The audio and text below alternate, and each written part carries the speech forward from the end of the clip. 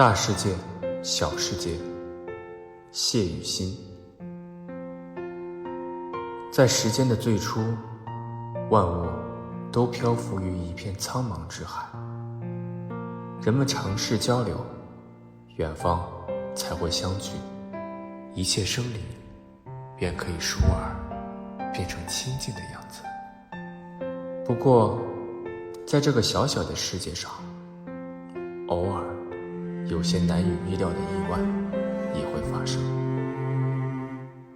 在这样的时刻，云朵会从天边汇聚，投射下清澈的影子，环抱那绵延的青山。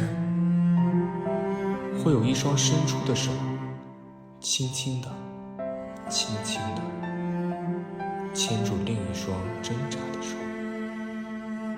会有一道痕迹，深深的深深的印刻日夜不息的守望。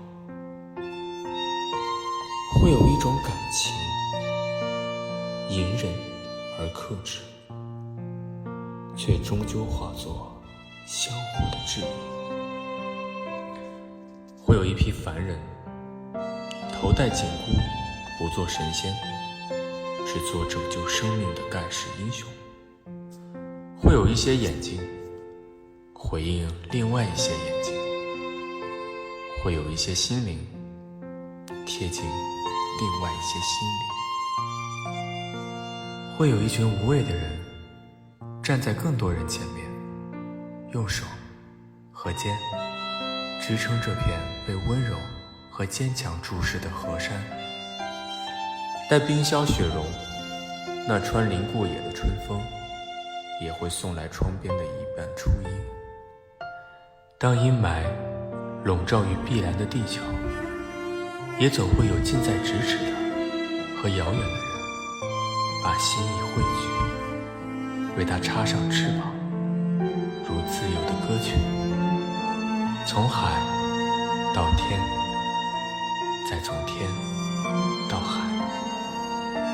正是因为这个大大的世界上有许许多多的美好，承担与坚守共同存在。在一个温暖的时刻，未来定会成为它被祝福和期待的样子。